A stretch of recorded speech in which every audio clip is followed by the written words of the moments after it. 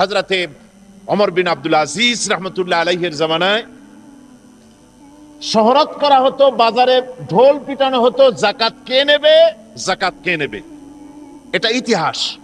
তো তখন একজন লোকও পাওয়া যেত না যে ব্যক্তি বলবে যে আমার জাকাত দরকার, আমার এই সদকার টাকার দরকার। কি বলেন, এই ঘটনা আপনারা শুনছেন না? এখন এই যে একটা কথা, জাকাত কে নেবে, চিৎকার মারা হচ্ছে, একটা লোক পাওয়া যাচ্ছে না যে আমার দরকার। এই একটা কথার মধ্যে আমরা কয়েকটা সবক পেতে পারি। কি কি সবক পাই? একটা সবক এই পাই যে সেই যুগে অর্থনৈতিক সুষম বন্টন নীতি এমন সুন্দর ছিল, যার ফলে কারো টাকা পয়সা, খাদ্য খাবার, তার মৌলিক চাহিদা যা, তার কোনো অভাব ছিল না। রাষ্ট্রপ্রধান থেকে শুরু করে সাধারণ নাগরিক পর্যন্ত সকলের খাওয়া পড়া, শিক্ষা, চিকিৎসা, বাসস্থানের গ্যারান্টি গভর্নমেন্ট দিতে পেরেছিল। এ পেলাম এক সবক। 2 নম্বরের শিক্ষা এই কথার দ্বারা আমরা এই পাই, জাতির শুধু টাকা পয়সাই তাদের হয় নাই, তাদের নৈতিক চরিত্রের মানও বেড়েছে। টাকা পয়সা থাকলেই তো হয় না। এখন যদি বলা হয় যে আগামীকাল যার ঘর নাই, বাড়ি নাই, থাকার জায়গা নাই, অথবা যার চোখ কানা, তারে এইখানে কম্বল দেওয়া হবে সকালবেলায়। এখন দেখবেন যার বাড়িঘর আছে সেও এসে কবে যে আমার বাড়িঘর নাই, কম্বল চাই। আবার যার চোখ আছে সেও এক চোখ বুঝে এসে কবে যে আমার এক চোখ কানা, কম্বল চাই। তো এই যে নৈতিক মান বাড়ে নাই, টাকা পয়সা হয়েছে, মান বাড়ে নাই। তা আমরা ও কথার দ্বারা এটাও শিক্ষা পাই যে সেই যুগের মানুষের নৈতিকতার মানও এমন বেড়েছিল, আছে, অথচ প্রতারণা করে নিবে এই স্বভাবও তাদের থেকে দূরীভূত হয়ে গিয়ে সত্যিকারের মুসলমান তারা হয়েছিল। ঠিক অনুরূপ ভাবে কোরআনে কারীমের মধ্যে একটা ঘটনা একাধিক জায়গায় যদি এসে থাকে, বহু জায়গায় এরকম হয়েছে, সেটা বিভিন্ন জায়গায়, বিভিন্ন আঙ্গিকে, বিভিন্ন প্রেক্ষাপটে, বিভিন্ন রকমের সবক দেওয়ার জন্য, শিক্ষা দেওয়ার জন্য আল্লাহ পাক তা অবতীর্ণ করেছেন।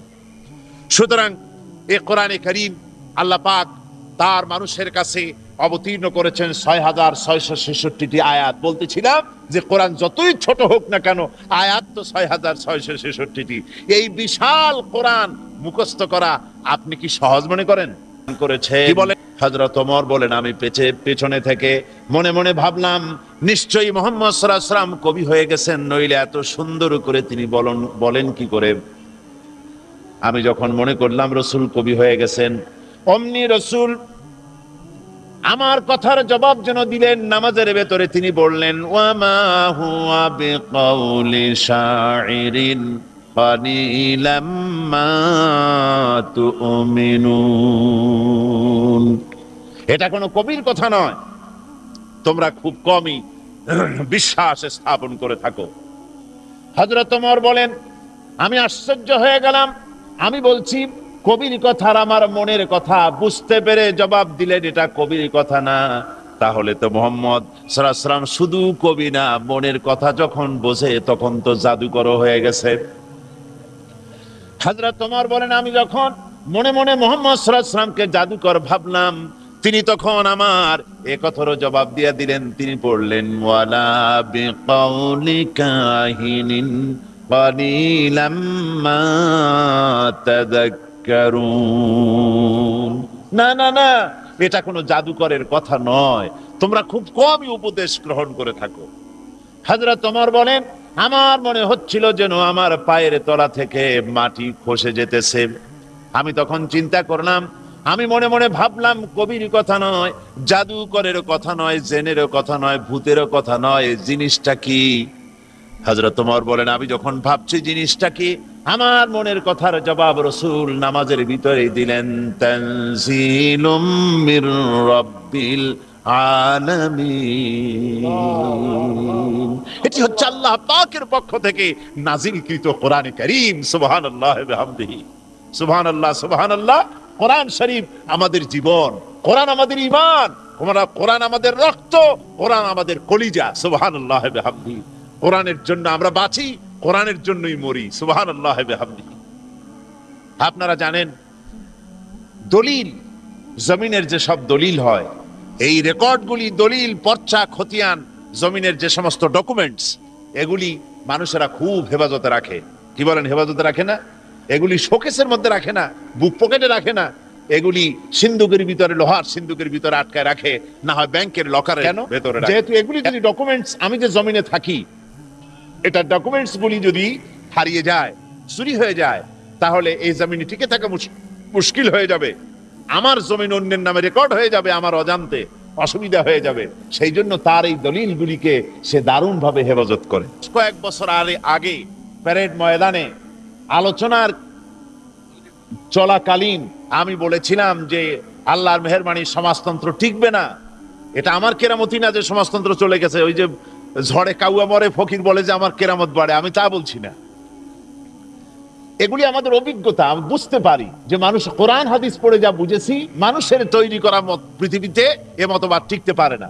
ওখানে বলেছিলাম সমাজতান্ত্রিক জগতের পরিবর্তন আসবে এবং তার সর্বপ্রথম হাঙ্গেরি থেকে হবে। আল্লাহর মেহেরবানি সেই হাঙ্গেরি থেকেই শুরু হয়েছে, তারপরে হাঙ্গেরির পরে পোল্যান্ডে হয়েছে, এরপরে রুমানিয়া হয়েছে, এরপরে চেকোস্লোভাকিয়া হয়েছে। আস্তে আস্তে এখন সমাজতন্ত্র পৃথিবীতে কোথাও জায়গা না পেয়ে সে রাশিয়ায় আত্মহত্যা করলো। এখন বাস এটা শেষ হয়ে গেছে, এটার পোস্টমর্টেম হয়ে গেছে। এখন হয় এটাকে পোড়ানো হবে বা দাফন করা হবে, কিছু একটা হবে। এখন বিষয়টা হচ্ছে এরপর আরেকটা ভবিষ্যৎবাণী করা যায়, সেটা হলো গোটা দুনিয়ার মানুষকে যে জন্য সমাজতন্ত্র তৈরি হয়েছে সেটা ছিল পুঁজিবাদের নির্যাতন। সেই পুঁজিবাদের দেশ আমেরিকা, রাশিয়া শেষ হয়েছে, এবার আমেরিকার পালা। ইনশাআল্লাহ এটাও শেষ হয়ে যাবে। দুনিয়ার বুকে টিকে থাকবে শুধু ইসলাম।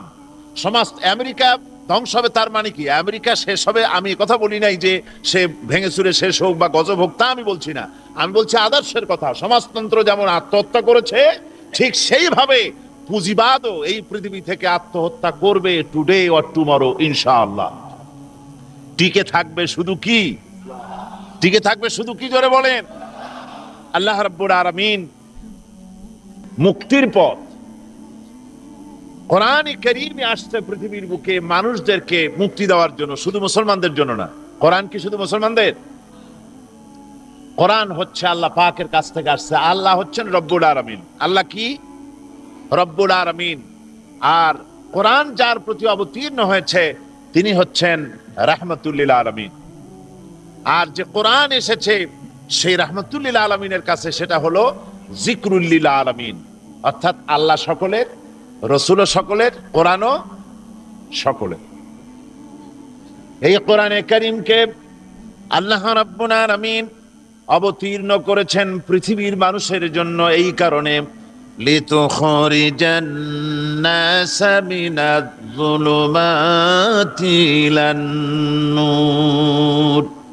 আল্লাহ রাব্বুল আলামিন বলেন কোরআনে কারীম কি অবতীর্ণ করা হয়েছে, তার কারণ হলো মানব মণ্ডলীকে অন্ধকার সমূহ থেকে তাদেরকে বের করে আলোর দিকে নিয়ে যাবে, আলোর সন্ধান দেবে। এই জন্য কোরআন অবতীর্ণ করা হয়েছে। অন্ধকার সমূহ থেকে আলোর দিকে নিয়ে যাবে। অন্ধকার সমূহ কি? অন্ধকার সমূহ হচ্ছে মানুষের তৈরি করা যত মতবাদ, সবগুলি অন্ধকার। মানুষের তৈরি করা মতবাদগুলি কি? অন্ধকার। আর ইসলাম হচ্ছে আলো। আল ইসলাম নূরুন, ইসলাম হচ্ছে আলো। ইসলামের দিকেই কোরআন মানুষদেরকে নিতে চায়, আলোর দিকে নিতে চায়, অন্ধকার থেকে মানুষদেরকে তা বাঁচাতে চায়। এই দৃষ্টিতে দুনিয়া বর্তমান বিশ্বে মুসলমানেরাই হচ্ছে একমাত্র সৌভাগ্যবান জাতি।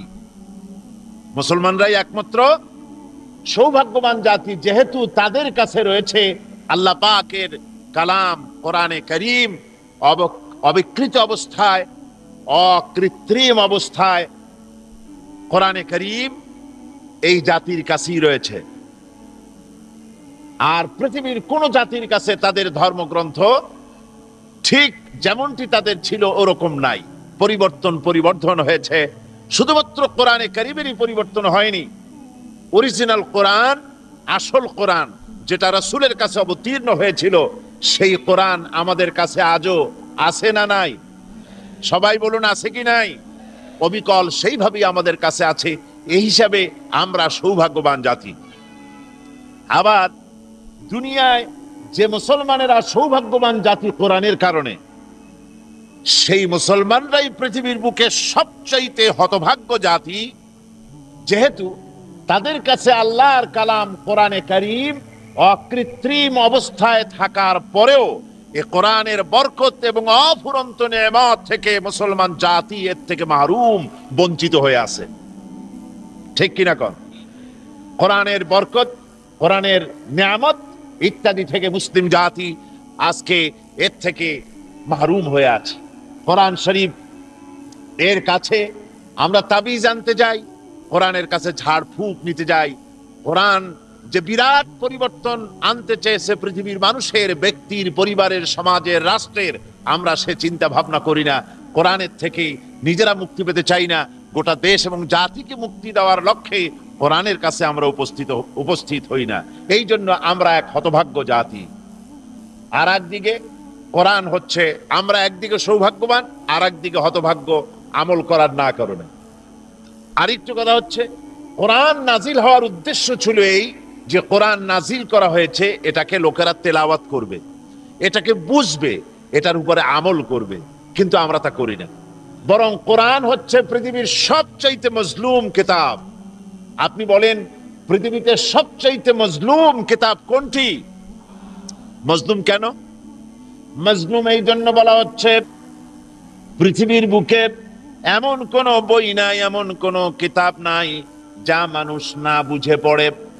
তা যদি ছোট্ট একটা বর্ণবোধ হয়, তা যদি একটা ধারাপাত হয়, আদর্শ লিপির মতো যদি ছোট্ট একটা বইও হয়, যত বইপত্র আছে, বাংলায় হোক, ইংরেজি হোক, আরবি হোক, যে কোনো ভাষায় হোক না কেন, ছোট ছেলে থেকে শুরু করে জ্ঞানী ব্যক্তি পর্যন্ত সবাই যে কোনো বই পড়ে, বুঝে পড়ে। কিন্তু কোরআন এমন এক মজলুম কিতাব, এমন এক অত্যাচারিত কিতাব যে কোরআন মানুষে পড়ে, অধিকাংশ মানুষ না বুঝে পড়ে, কোরআনে কারীমকে বোঝে না। না বুঝি বেশি লোকেরা পড়ে, বুঝে কম লোকেরা পড়ে। আমার এই মন্তব্য কি ঠিক না বেঠিক? আজকে যদি এই মাহফিলে আমি হাত তুলতে বলি যে কোরআন শরীফ বোঝেন না, এমনকি সূরা ফাতিহার অর্থ জানেন না, যে সূরাগুলি দিয়ে নামাজ পড়েন সেগুলি বোঝেন না, কারা কারা হাত তুলুন তো যদি বলি, তাহলে কম হাত উঠবে না বেশি হাত উঠবে? তাহলে এই অর্থে কোরআনে কারীম মজলুম অবস্থায় আছে।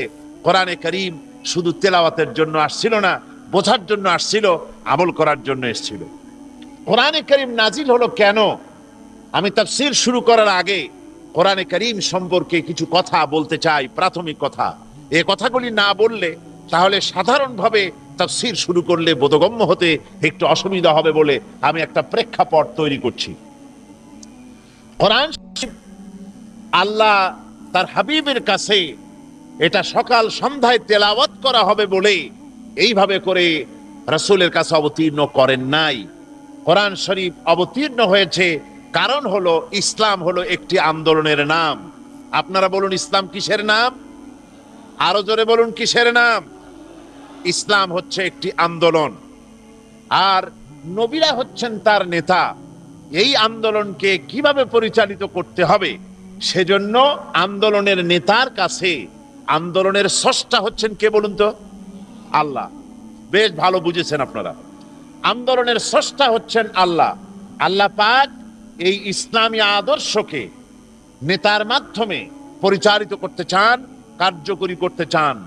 ওই আদর্শকে কার্যকরী করতে গিয়ে যখন যে সমস্যার সম্মুখীন হয়েছেন আল্লাহ পাকের নবী, ওই সমস্যার সমাধান কল্পে আল্লাহ পাক যত বক্তৃতা, বিবৃতি, ভাষণ ইত্যাদি পাঠিয়েছেন হযরতে জিবরাইলের মারফতে রাসূলের কাছে, সেই সব 23 বছর ধরে নাজিলকৃত কিতাবের, নাজিলকৃত আল্লাহর বাণী এবং বক্তৃতা, বিবৃতি আর ভাষণগুলি সব যেখানে লিপিবদ্ধ করা হয়েছে, একত্রিত করা হয়েছে, ওই কিতাবের নাম কি?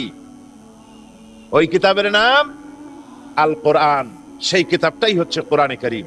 কোরআন যখন নাজিল হয় সেই সময়ের অবস্থা আপনারা জানেন, চুরি, ডাকাতি, জেনা, ব্যভিচার, হত্যা, ধর্ষণ ইত্যাদিতে সমাজটা লিপ্ত ছিল। অসংখ্য খোদা তারা বানিয়ে নিয়েছিল, খোদার কোনো অভাব ছিল না সেই সমাজে। কবি বলছেন, কবিলে কবিলে কাম বুত এক জুদা থাম किसी का हुबल था किसी का सफा था, ये नायला पे और ये उज़्ज़ा पे फिदा था, इसी तरह घर घर नया एक खुदा था। অসংখ্য খোদা বিরাজ করত সমাজের ভেতরে। তারা আল্লাহর ঘরের মধ্যে 360টা মূর্তি দিয়ে ভরে রেখেছিল। চুরি ডাকাতি জেনা ব্যভিচার দিয়ে সমাজকে কলুষিত করে ফেলেছিল। এক কথায় ওই সমাজকে আমরা বলি আইয়ামে জাহিলিয়াত। ওই সমাজকে আমরা বলি কি? Days of ignorance. ওই সমাজকে আমরা বলি অন্ধকারাচ্ছন্ন কুসংস্কারাচ্ছন্ন যুগ। এখন ওই সমাজটাকে কুসংস্কারাচ্ছন্ন আমরা কেন বলি? যেহেতু সে সময় তারা চুরি করত, ডাকাতি করত, জেরা করত, মারামারি করত, মানুষ হত্যা করত। এই জন্য আমরা সমাজটাকে কুসংস্কার। 10 কাঠা 5 কাঠা বা 30 ঘন্টা জমিনের উপরে টিকে থাকার জন্য ওইটুকুন দলিলের যদি এত হেফাজত আপনি করেন, আমার ভাইয়েরা, এই পৃথিবীতে বেঁচে থাকার সবচাইতে বড় দলিল হচ্ছে কোরআনে কারীম। এই পৃথিবীতে সম্মান পাওয়ার দলিল, স্বাধীনতার দলিল, সার্বভৌমত্বের দলিল, খেয়ে পরে আরামে থাকার দলিল, দুনিয়ায় শান্তি পাওয়ার দলিল, কিয়ামতে জাহান্নাম থেকে মুক্তি পাওয়ার দলিল, আল্লাহর জান্নাতে যাওয়ার দলিল হচ্ছে কোরআনে কারীম। এই কোরআনের হেফাজত আজ মুসলমানের কাছে তেমন নাই। আল্লাহ রাব্বুল আলামিন এই দলিলকে হেফাজতের ব্যবস্থা তিনি নিজেই করেছেন। আল্লাহ যদি হেফাজত না করতেন তাহলে কোরআন হেফাজতে থাকার সম্ভাবনা ছিল না। যেহেতু আল্লাহ করতেছেন, আল্লাহ বলেছেন নাহনু নাযালনাল যিকরা ওয়া ইন্না লাহু লাহাফিজুন। কোরআন নাজিল করেছি আমি আল্লাহ, আর এর সংরক্ষণের সম্পূর্ণ দায়িত্ব আমি আল্লাহ আমার নিজ হাতে তুলে নিয়েছি। সুবহানাল্লাহ বিহামদি। কোরআন হেফাজতের দায়িত্ব কার? জোরে সরে বলেন না, দায়িত্ব কার? আল্লাহ দায়িত্ব নিয়েছেন। দায়িত্ব যে নিলেন, দেখুন বেদ বলেন, বাইবেল বলেন, ত্রিপিটক, জিন্দা বিস্তা, যত রকমের ধর্মগ্রন্থের নাম বলেন না কেন, এসব ধর্মগ্রন্থের একজনও হাফেজ পাওয়া যাবে না। পাওয়া যাবে? বাইবেলের একজন হাফেজ পৃথিবীতে ভর্তা খাইতেও পাওয়া যাবে? কোন? পাওয়া যাবে না। বেদ বলেন, জিন্দা বিস্তা বলেন, কোন ধর্মগ্রন্থের একটা হাফেজ সারা পৃথিবীতে পাওয়া যাবে না। কোরআনে কারীমের সবচাইতে বড় মুজিজা আল্লাহ রাব্বুল আলামিন দিলেন। এই কোরআন মানুষের কাছে মুখস্থ করা আল্লাহ পাক সহজ করে দিলেন। আল্লাহ পাক বলছেন ওয়া লাকাদ ইয়াসসারনাল কুরআনা লিযিকর। কোরআন শরীফকে মুখস্থ করার জন্য আমি আল্লাহ মানুষের কাছে সহজ করে দিয়েছি। সুবহানাল্লাহ। আল্লাহ সহজ করেছেন। আল্লাহ যদি সহজ না করে দিতেন তাহলে আমরা কি পারতাম? দেখেন না কত বড় কোরআন শরীফ। যদিও এখন কোরআন শরীফ খুব ছোট বানাইছে। ছোট বানাতে বানাতে এখন যে ম্যাচ পাওয়া যায়, এই যে দিয়াসলাই, আমাদের দেশের দিয়াসলাই তো আগে বড় ছিল, এখন ছোট হয়েছে।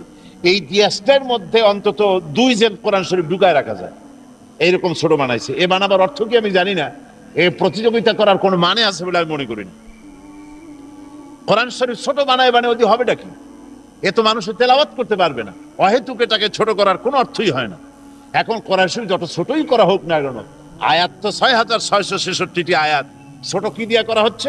ছোট করা হচ্ছে অক্ষরগুলিকে ছোট করে করে একেবারে মাইক্রোস্কোপ যন্ত্র ছাড়া দেখাই যায় না, এই পরিমাণ ছোট করে করে ছোট করতেছে। ছোট করার আবার অনেক প্রস্তাব আছে। কেউ কেউ বলে যে কোরআন শরীফ আসলেই ছোট হওয়া উচিত। বলে কিরকম? যে বাইবেল যেমন ছোট হয়েছে, অনেক কিছু কাটছাট করে পকেট সাইজ বাইবেল হয়েছে, ওই রকম কোরআন শরীফের সবর আছে অন্তত 80-90 জায়গায়। সব জায়গায় দিয়ে কাঠি দিয়ে 2-1 জায়গায় রাখলে হয়। তারপরে নামাজ আছে 80 জায়গায় 82 জায়গায়, সব জায়গায় কাঠি দিয়ে 2-1 জায়গায় রাখলে হয়। মুসা আলাইহিস সালামের ঘটনা আছে বহু জায়গায়, সব জায়গা দিয়ে বাদ দিয়ে 1 জায়গায় রাখলে হয়। তারপরে ইব্রাহিম আলাইহিস সালামের ঘটনা অনেক জায়গা আছে, ওগুলো বাদ দিয়ে ছোট ছোট করলে কোরআন শরীফ অনেক ছোট হবে, গ্রহণ করতে সুবিধা হবে। এগুলো হলো চালাক মানুষের বুদ্ধি। ওরা কিন্তু আবার কথা কয় না কোরআন শরীফ ছোট বানার জন্য খুব চিন্তা, কিন্তু কথা বলে না যে আল্লাহ আমার যে 2টা চোখ বেহুদা খরচ করে লাভ কি? চোখ একটা বানায় দাও, একটা কানা করে দাও। 2টা কান দিয়ে লাভ কি? একটা কমায় দাও। 10টা পায়ের তো 10টা আঙ্গুলের দরকার নাই, বরং হাতে 10টা আছে, আরো 15টা বেশি দাও যাতে টাইপ দ্রুত করা যায়। কথা বুঝতে পেরেছেন? এভাবে এগুলি বাড়াবার কথা বলে না, বাড়াবার কথা বল কোরআন শরীফ কমাবার ব্যাপারে কারো কারো এ ধরনের প্রস্তাব আছে, নাউজুবিল্লাহি মিন যালিক। ওরা তো জানে না, কোরআন শরীফ তো পড়ে নাই। মুসা আলাইহিস সালামের কাহিনী, তার ঘটনা যদি 10 জায়গায় থেকে থাকে, যদি 5 জায়গায় থেকে থাকে, 5 জায়গায় 5 রকমের সবক দেওয়ার জন্য আল্লাহ পাক এটাকে বয়ান করেছেন। সুবহানাল্লাহ বিহামদি।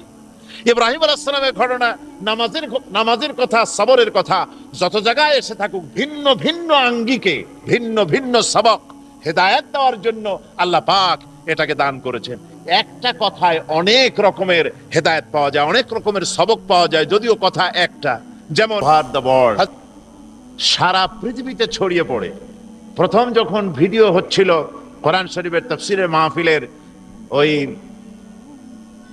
কলেজিয়েট হাই স্কুল ময়দানে, তখন অনেকে স্লিপ দিয়েছেন, দাড়িও বাধা দিতে চেষ্টা করেছেন।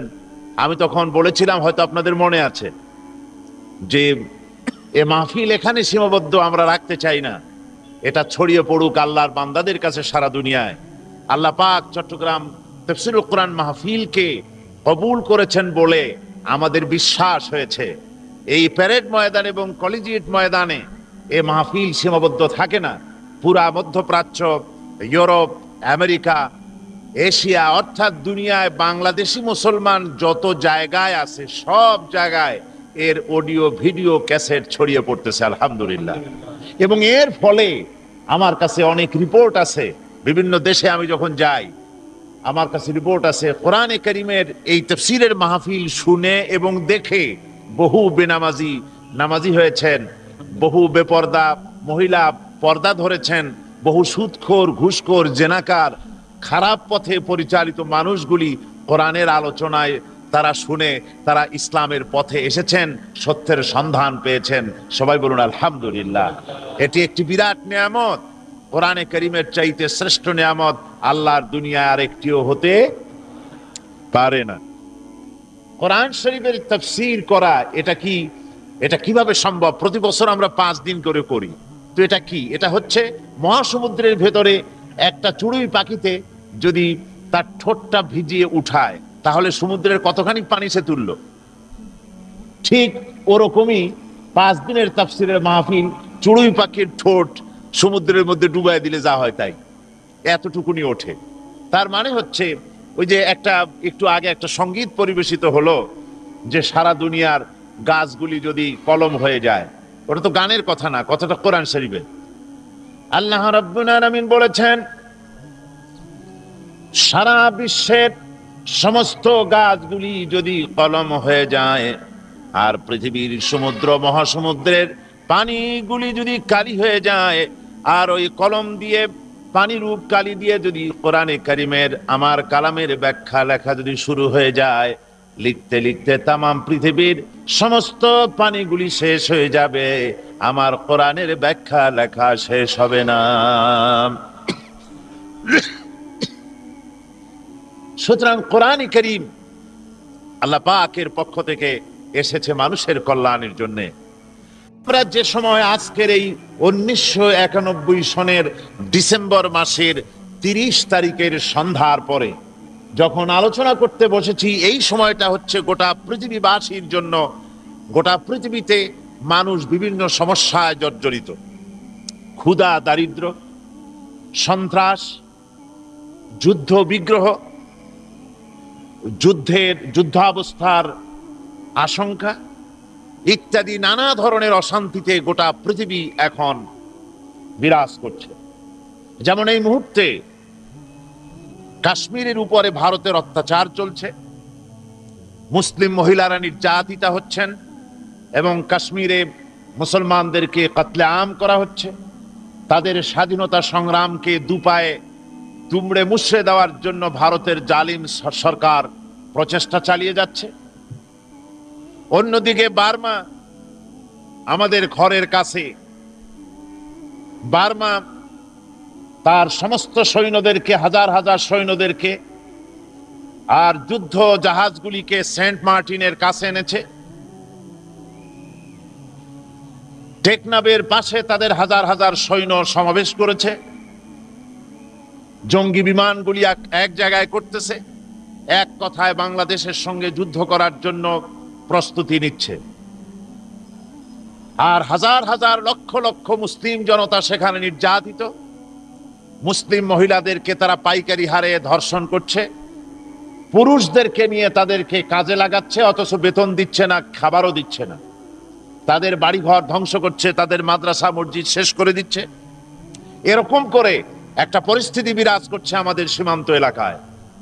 অন্যদিকে প্যালেস্টাইন, কাশ্মীর, আফগানিস্তান, পৃথিবী জুড়ে এ ধরনের শান্তি, অশান্তি, দুর্ভিক্ষ, সন্ত্রাস, যুদ্ধ অবস্থা বিরাজ করছে।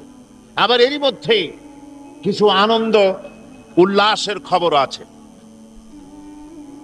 সে আনন্দ হচ্ছে, পৃথিবীতে যখন ইসলামী আন্দোলনের জোয়ার এসেছে, ইসলামকে দুনিয়া থেকে মিটিয়ে দেওয়ার প্রচেষ্টা চলছে, সেই ফাঁকে আল্লাহর মেহেরবানি আলজেরিয়ায় আবার সেখানে মুসলমানদের ইসলামী ফ্রন্টের চূড়ান্ত বিজয় হয়েছে। সেখানে ইসলামী শাসন, কোরআনের শাসন প্রতিষ্ঠার পথ সুগম হয়ে গিয়েছে, আলহামদুলিল্লাহ। আবার আর একদিকে আরো উল্লাসের, মানুষের জন্য উল্লাস এবং আনন্দের খবর। আমরা যত আনন্দিত এবং উল্লাসিত, তার থেকে লক্ষ কোটি গুণ বেশি আনন্দিত, উল্লাসিত রাশিয়ার জনগণ। গোটা পৃথিবীর সবচাইতে বড় জেলখানা ছিল রাশিয়া। পৃথিবীর শ্রেষ্ঠ জেলখানা, সবচাইতে বড় জেলখানা। পুরা দেশটাই ছিল একটা জেলখানা। সমাজতন্ত্রের অর্থ ব্যবস্থা দিয়ে কোটি কোটি মানুষকে তারা নির্যাতিত করে রেখেছিল। মুসলিম জনপদগুলিকে তারা নিজেদের দখলে রেখে তাদের উপরে নির্যাতন চালাচ্ছিল। মাদ্রাসা, মসজিদ, প্যাগোডা, মন্দির, গির্জা, গুরুদুয়ারা সব শেষ করে ফেলে দিয়েছিল। দুনিয়ার বুকে তারা বলতেছিল তারা ভাত কাপড় বাসস্থান, সমাজতন্ত্র সমাধান দিবে, এই স্লোগান তারা দিচ্ছিল। শেষ পর্যন্ত আল্লাহ পাকের অফুরন্ত মেহেরবানি, সেই তারা তাদের দেশে সমাজতন্ত্র, তার দেশের কোটি কোটি জনতাকে খেতে দিতে পারে নাই, পড়তে দিতে পারে নাই। সমাজতন্ত্র কোনো কুল কেনারা না পেয়ে ৭২ বছর রাশিয়ায় কাটাবার পর সমাজতন্ত্র তার নিজের দেশেই আত্মহত্যা করেছে।